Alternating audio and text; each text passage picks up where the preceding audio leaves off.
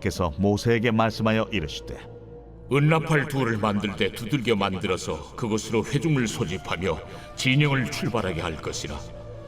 나팔 두 개를 불 때는 온 회중이 회막문 앞에 모여서 네게로 나올 것이요, 하나만 불 때는 이스라엘의 천부장된 지휘관들이 모여서 네게로 나올 것이며, 너희가 그것을 크게 부을 때에는 동쪽 진영들이 행진할 것이며, 두 번째로 크게 부을 때에는 남쪽 진영들이 행진할 것이라. 떠나려 할 때에는 나팔 소리를 크게 부을 것이며, 또 회중을 모을 때에도 나팔을 부을 것이나 소리를 크게 내지 말며, 그 나팔은 아론의 자손인 제사장들이 부을지니 이는 너희 대대의 영원한 율례니라. 또 너희 땅에서 너희가 자기를 압박하는 대적을 치러 나갈 때에는 나팔을 크게 불지니, 그리하면 너희 하나님 여호와가 너희를 기억하고 너희를 너희의 대적에게서 구원하시리라. 또 너희의 희락의 날과 너희가 정한 절기와 초하루에는 번제물을 드리고 화목제물을 드리며 나팔을 불라. 그로 말미암아 너희의 하나님이 너희를 기억하시리라. 나는 너희의 하나님 여호와니라. 오늘도 살아 역사하시는 하나님 아버지 감사합니다. 하나님께서 우리 사랑하는 귀한 성도들에게 오늘도 허락하시는 복된 귀한 하루, 오늘도 내게 들려주시고 허락하시는 하나님의 말씀에 귀를 기울이며 하루를 출발합니다. 성령 하나님, 오늘도 우리와 동행하시고 말씀으로 역사하시는 주의 은혜를 오늘도 깊이 경험하는 복된 하루가 되게 인도하여 주옵소서. 감사를 드리며 예수 그리스도의 존귀하신 이름으로 축복하며 기도합니다. 아멘. 네, 우리 사랑하는 성도 여러분, 우리 4월 5일, 우리 토요일, 우리 민수기 10장 1절부터 10절까지의 말씀을 중심으로 내게로부터 들려오는 은나팔 소리라고 하는 제목으로 함께 우리 토요일 새벽 예배 말씀 나누기를 원합니다. 오늘 우리가 함께 다루게 될 이 본문 말씀에서 굉장히 중요하게 다루어야 될 것이 바로 이 은나팔이라고 하는 부분인데요. 자, 오늘 우리가 이 본문에서 이 은나팔이 무엇을 의미하는 것인지, 특별히 교회의 지도자로서 예를 들면 담임 목사나 운영위원이나 아니면 누군가를 정말 아름답게 이끌어가는 그런 리더자의 위치에 서 있는 사람들이라고 한다면, 예를 들어 부모님도 마찬가지겠죠. 반드시 이 은나팔을 소유하고 있는지 한 번쯤은 돌아보아야 되는 것입니다. 하나님께 구원받은 믿음의 택자는 반드시 이 은나팔이 있어야 되는데요. 자, 그렇다면 이 은나팔이 무엇을 의미하는 것인지를 오늘 여러분들과 잠시 한번 생각을 해보려고 합니다. 어제 우리가 함께 말씀을 나누면서 이스라엘 백성들에게 하나님의 뜻, 하나님의 인도하심을 보여주었던 구름이라고 하는 존재에 대해서 우리가 어제 한번 생각해 보았습니다. 하나님의 구원에 있어서 구름이라고 하는 것은 굉장히 중요한 것이죠. 자, 예를 들어서 오늘 우리가 가지고 있는 오늘날 사람들의 가치관은 어떤 것입니까? 어떤 목적을 이루기 위한 하나의 효율성을 따지는 것이 바로 오늘을 살아가는 현대인들의 삶의 가치관에 굉장히 중요한 부분이다라고 하는 것을 어제 말씀드렸어요. 예를 들어서 목적지를 향해 갈 때도 마찬가지입니다. 가장 적은 비용으로 가장 빠르게 그 목적지에 도달할 수 있는 바로 그 효율성, 그 목표에 대한 가치. 그래서 오늘날은요, 효율적이지 않는 것 자체가 죄라고 여겨질 만큼 현대인들에 있어서 이 효율적이라고 하는 어떤 가치관은 굉장히 중요한 부분이죠. 자, 그런데 이런 세상에서 바라볼 때 효율적이라고 하는 이 좋은 부분이 과연 하나님 나라에도 효율성으로서 우리가 바라볼 그러한 의미가 있는가라는 거예요. 세상에서는 효율적이지 않는 것이 죄라고 여겨질 만큼 굉장히 중요하게 생각하는 이 부분이 과연 하나님 나라에도 동일하게 이 효율성이 중요한 것인가? 자, 어제 본문을 우리가 함께 큐티하면서 그것이 절대적이지 않다라고 하는 것을 함께 말씀을 생각해 보았습니다. 여러분, 그렇게 따지고 본다면 그리스도인 만큼 목적이 분명한 사람이 어디 있겠습니까? 그렇죠? 자, 그리스도인들에게 있어서의 목적은 무조건 천국 가는 겁니다. 그리스도 예수의 구원의 은혜를 통해서 하나님의 나라에 우리가 믿음으로 들어가는 것, 여러분, 이것이 바로 우리 그리스도인들의 궁극적인 목적이 아니겠습니까? 그러니까 우리 식구 모두가 다 하나님의 나라 천국에 가야 되는 바로 이 놀라운 그리스도인의 목적, 이 분명한 목적의식이 우리에게는 있단 말입니다. 자, 그렇기 때문에 가정중수라고 하는 것은 여러분 단순히 부부 사이가 좋고 자녀들이 부모님 말씀 잘 듣고 그래서 우리 가족이 행복하다, 이것이 성경적 의미에서의 가정을 중수하는 일이 아니에요. 제가 누누이 말씀드리지만 가정중수는 행복이 목적이 아니라 거룩이 목적이다라는 겁니다. 자, 그렇게 따지고 본다면 여러분 성경에서 부부 사이가 정말로 좋고요. 또 그 부부 사이에 태어난 그 딸이 부모님에게 얼마나 순종하고 특별히 자신의 어머니에게는 효녀로서 등장하는 한 가정이 있는데 정말 이 가정이 아름다운 가정의 증수를 했는지를 한번 여러분 판단해 보십시오. 자, 복음서에 보면요. 헤롯 왕과 그의 아내였던 헤로디아가 등장합니다. 그런데 이 두 부부 사이가요. 역사적으로 얼마나 뜨겁고 행복한 아름다운 그런 관계를 유지했는지 모릅니다. 자, 그런데 이 둘 사이의 그 뜨거운 행복이 결국은 두 사람을 다 망가뜨리지 않습니까? 사실 이 둘은요. 부부가 아니라 시아주버니와 제수씨의 관계입니다. 그런데 이 두 사람이 서로 사랑에 빠지게 된 거예요. 그러니까 각자의 행복을 추구하기 위해서 각자의 가정을 포기하고 그리고 불륜이 시작이 되는 겁니다. 그리고 나서 불법적인 가정을 이루게 돼요. 자, 그리고 나서 오랫동안 행복하게 잘 살았습니다. 자, 불륜을 저지르고 이혼을 통해서 그래서 둘이 만나서 행복하게 살았다라는 거예요. 자, 그런데 이 둘 사이에 딸 하나가 태어납니다. 이름이 살로메라고 하는 딸인데요. 이 딸은요, 그 어떠한 가정에서도 효심으로서는 둘째가라면 서러울 정도로 특별히 자신의 어머니에게 그렇게 효심을 표현했던 딸 중에 이런 딸이 없을 만큼 바로 그 딸이 바로 살로메라고 하는 딸이었어요.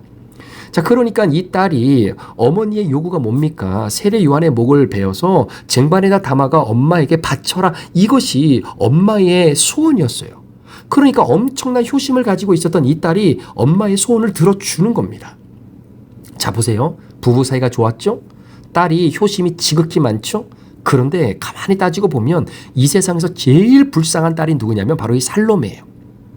정말로 부모 잘못 만나서 그 인생 가운데에 효심을 가지고 인생을 최선을 다해 살아간다고 했지만 결국 그 인생이 지옥 가는 인생이 되어지고 그런 가정에서 태어난 자가 되었거든요. 그러니까 여러분 가정 중수의 뜻은 행복이 아니라 모든 가족이 그리스도 예수 안에서 구원받아야 그게 진정한 가정 중수다라는 것입니다. 따라서 모든 가족 구성원이 구원받아 하나님의 자녀로 서 나가기 위해서 때로는 자녀가 고난으로 수고할 수 있는 거고요. 또한 그 자녀들이 죄를 지음으로 말미암아 하나님의 구원의 반열에 들어서지 못한다라고 할 때는 부모로서 징계를 가함으로 말미암아 이 자녀들이 구원의 반열 안으로 들어올 수 있도록 부모로서 최선을 다해 기도하며 나아가는 바로 그 역할이 부모에게는 필요하다라는 겁니다. 그러니까 이것이 가정 중수예요. 그러니까 우리의 꿈의 소원은 여러분 통일이 아니라 바로 가정 중수, 모든 가족 식구들이 함께 구원받아 하나님 나라에 가는 것이죠. 자, 하나님이 인도하시는 바로 이 길, 여러분 이 길은 행복의 길이 아니라 구원의 길입니다. 약속의 땅에 들어가게 있어서 이스라엘 백성들이 걸어갈 그 길은요, 행복의 길이 아니라 구원의 길이에요. 자, 그런데 그 길을 걸어갈 때 때로는 하나님께서 잠시 머물게 할 때가 있다고 말씀드렸잖아요. 그 기간이 이틀이 될 수도 있고 한 달이 될 수도 있고 1년을 기다리게 하실 때도 있습니다. 자, 그런데 그렇게 오랫동안 기다리게 하시는 이유가 뭐냐라는 거예요. 여러분 애굽에서 가나안 땅까지의 직선거리는 640km 정도 됩니다. 그러니까 진짜 빠르면 한 달 아니면 두 달이면 도착할 수 있는 거리예요. 자, 그런데 여러분 보세요. 광야를 걸어왔던 출애굽했던 1세대는요. 두 달 만에 그 가나안 땅에 도착합니다. 그런데 도착하고 나서 그들이 했던 리스판스가 뭐냐면 불평이에요. 그러니까 약속의 땅에 왔기는 왔는데 감사와 기쁨과 은혜가 아니라 불평이라는 겁니다. 그러니까 그 불평 때문에 못 들어간 거예요. 자, 그러니까 굉장히 빨리 도착은 하기는 했는데 문제는 가나안 땅에 들어가서 살 만큼 하나님의 백성으로서의 거룩함을 유지하는 그 성화의 훈련이 제대로 되어 있지 못한 세대다 보니까 빨리 도착하긴 했어도 그 땅에 못 들어가는 겁니다. 여러분 하나님의 나라는 믿음 안에서 거룩하지 않으면 못 들어가는 나라예요. 그래서 하나님이 기다리게 하시는 겁니다. 하나님의 뜻을 통해 구름을 통해 이스라엘 백성들을 기다리게 하시는 거예요. 그래서 이스라엘 백성들이 거룩을 통해서 성화되어진 하나님의 백성으로 다시금 거듭나게 해야 되는 이 시간 안에는 하나님께서 무한정 기다림이라고 하는 시간을 쓰시는 겁니다. 여러분 기다림 그 자체가 중요한 것이 아니라 이스라엘 백성들이 기다림을 통해 성화되어지고 성숙되어지는 것이 중요한 거죠.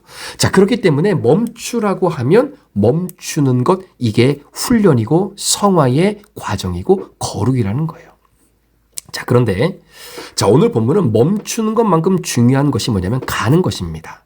자, 하나님께서 기다리라고 하면 기다리는 것도 중요하지만, 자, 기다리고 싶어도 하나님이 자, 가자라고 하면 가는 것도 굉장히 중요한 거지요. 자, 여러분, 이런 상황에서 보면요, 이 타이밍이라고 하는 것은 굉장히 중요합니다. 자, 그런 의미로 보면 십자가는 철저한 하나님의 지혜고, 여러분, 지혜는 타이밍이에요. 여러분, 죽으면잖아요, 신자나 불신자나, 즉 택자나 불택자나 다 죽으면 하나님을 만납니다.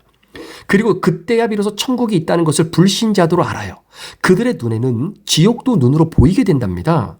실제로 하나님을 만나는 거예요. 그러니까 이 땅에서는 아무리 하나님을 증거하고 하나님을 만난다라고 해도 도저히 믿어지지 않고 받아들이지 않았던 그 불신자들도 죽으면 실제로 하나님을 만나요. 아니, 하나님을 눈으로 봤는데 하나님을 믿지 않을 사람이 어디 있겠습니까? 자, 그런데 여러분, 죽음 다음에 갖는 믿음은요, 죽음 다음에 행하는 회개는요, 이미 타이밍상 늦은 거예요. 여러분, 구원은 타이밍입니다. 여러분, 효도 타이밍 아닌가요? 아니, 부모가 살아계실 때 효도해야 그 효도가 효도이지. 여러분, 부모님 돌아가시고 그렇게 징징거리고 울고 살면 그게 무슨 의미가 있겠느냐라는 거예요. 자, 하나님께서 이스라엘 백성들에게 멈춰라 라고 하면 멈춥니다. 이틀이 됐든 한 달이 됐든 1년이 됐든. 자, 그런데 하나님께서 다시 가라 라고 하면 가는 거예요. 자, 그런데 제가 이전에도 말씀드렸던 것처럼 여러분, 출애굽한 이스라엘 백성들이 남녀노소까지 다 합치면 약 250만 정도가 되는 어마어마한 숫자가 광야로 쏟아져 나온 겁니다. 상상이 안 되는 거예요. 제가 민수기 4장을 큐티할 때 여러분, 일반 축구장이 약 3,000개 정도, 일반 축구장이 한 3,000병 정도 되거든요.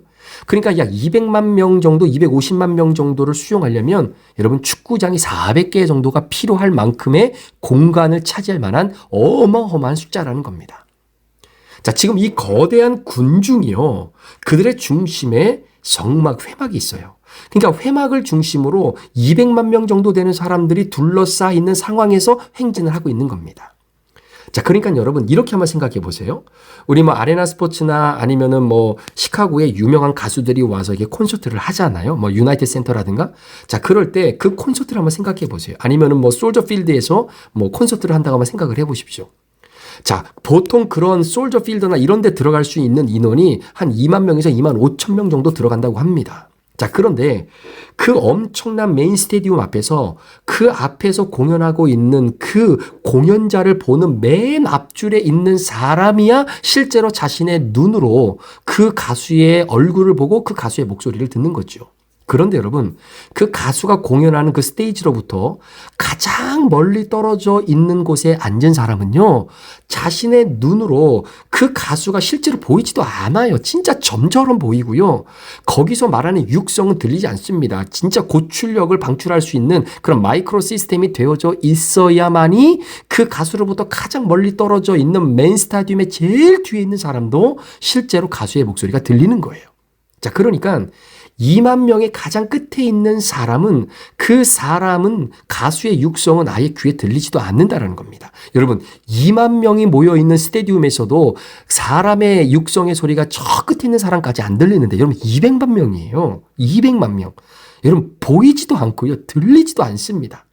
그러니까 성막에서 가장 멀리 있는 사람은 아무리 뭐라고 이야기를 하고 해도 들리지도 않고요. 실제로 구름이 떠오를 때 보이지도 않아요. 그런데 성막 가장 가까이에 있는 사람들이 성막에서 흘러나오는 하나님의 어떤 메시지를 전달받아서 그 전달이 그 이스라엘 백성들 가장 끝에 있는 사람들까지 전달되어지려면요, 엄청나게 오랫동안 시간이 걸리는 겁니다.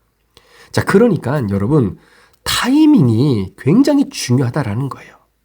자, 그래서 하나님께서 오늘 모세를 통해서 이러한 문제를 막기 위해서 1절에 나팔을 불게 하신 겁니다. 자, 은나팔을 불게 하는데, 자, 은나팔의 특징이 여러 가지가 있겠지만 특별히 두 가지를 한번 생각해 보려고 합니다. 자, 먼저 모세를 통해서 말씀하시는 이 하나님의 음성을 성막 가까운 곳에 있는 사람들이 들어요. 그렇죠?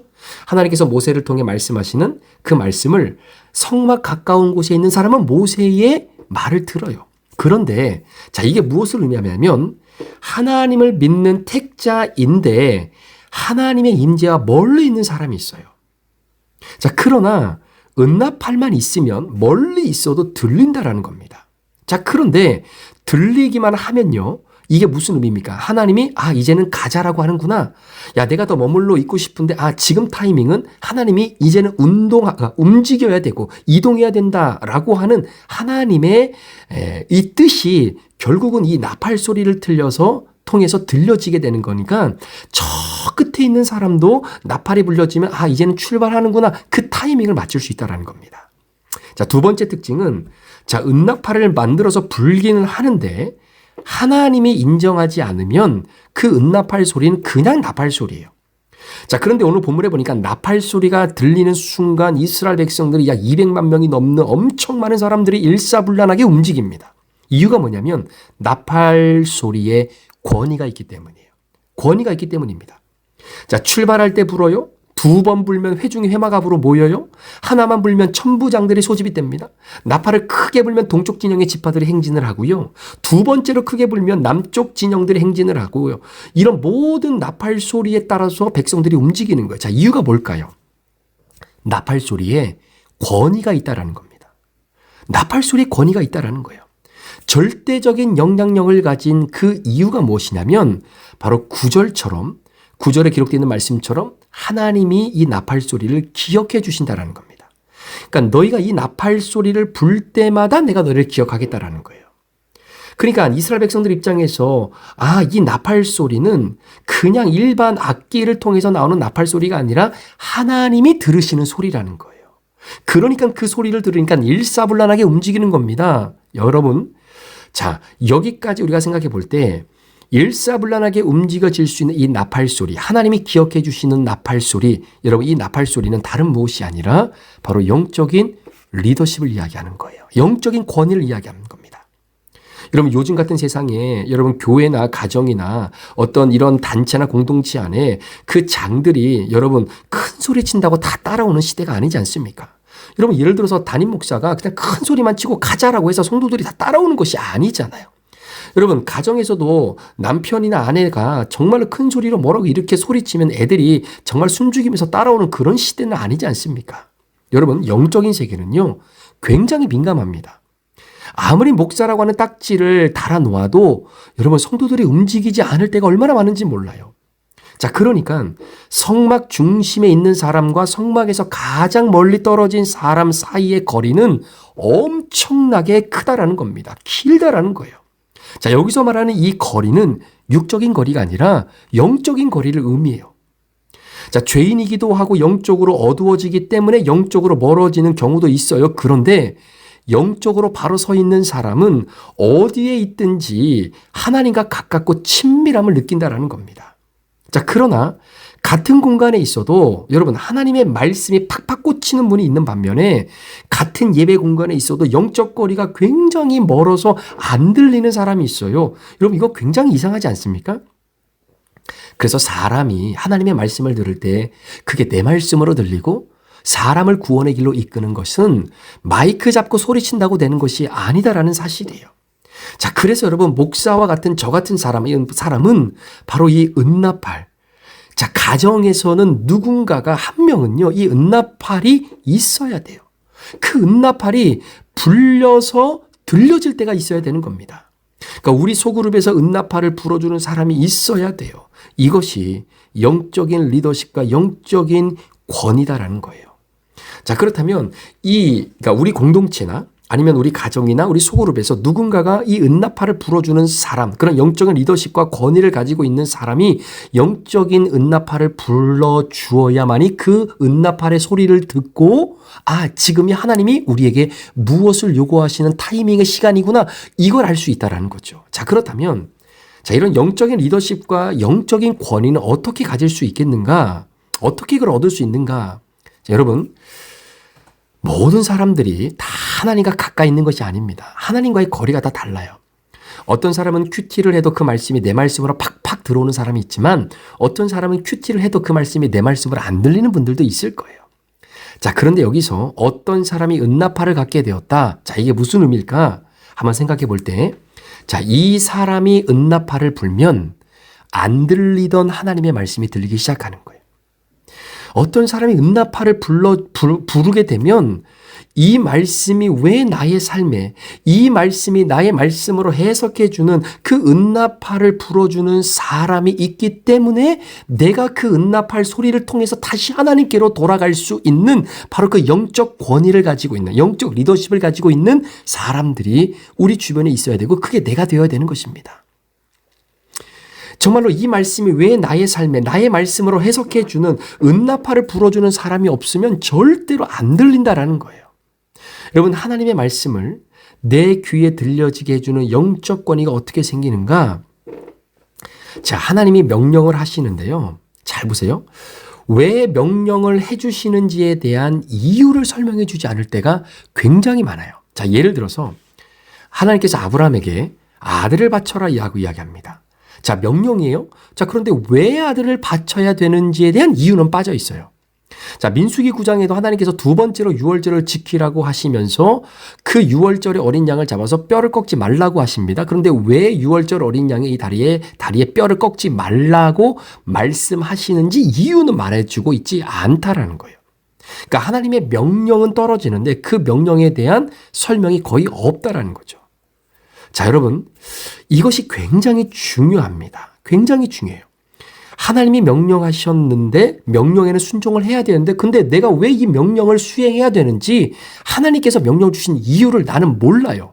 자, 그런데 여기서 키포인트가 있는 거예요. 하나님이 명령하셨는데 이 이유를 몰라요. 그럼에도 불구하고 말씀에 순종하여 그 삶을 살아내잖아요.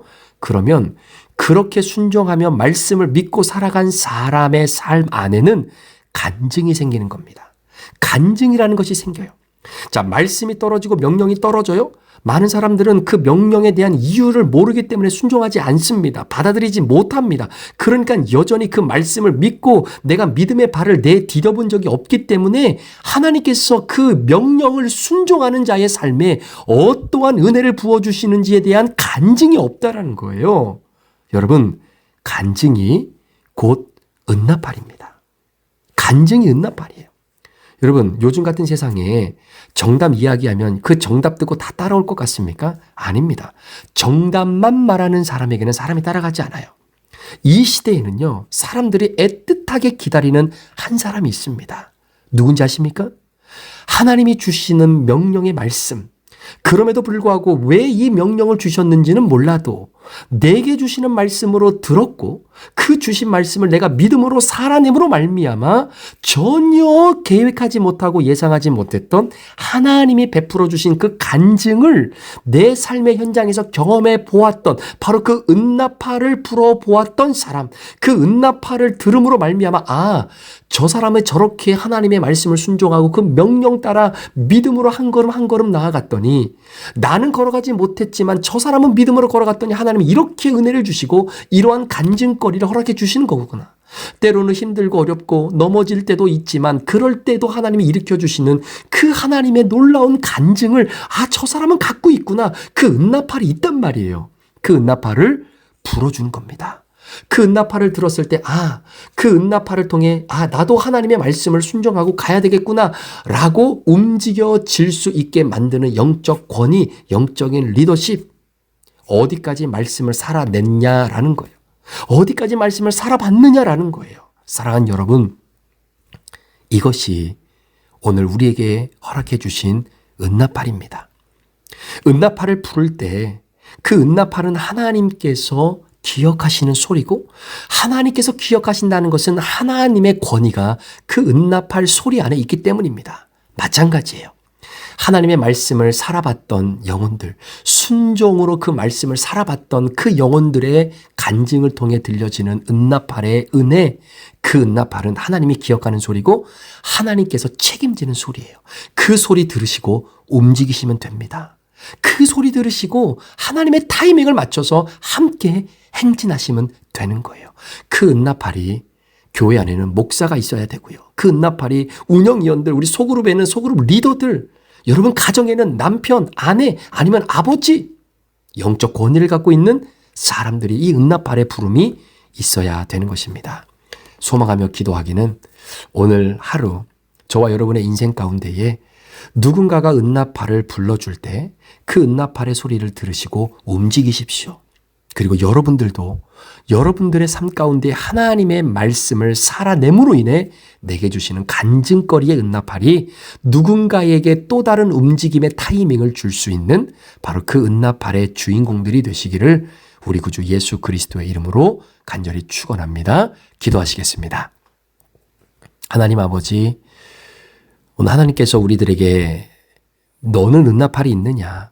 너에게는 은나팔이 있느냐라고 물어보십니다.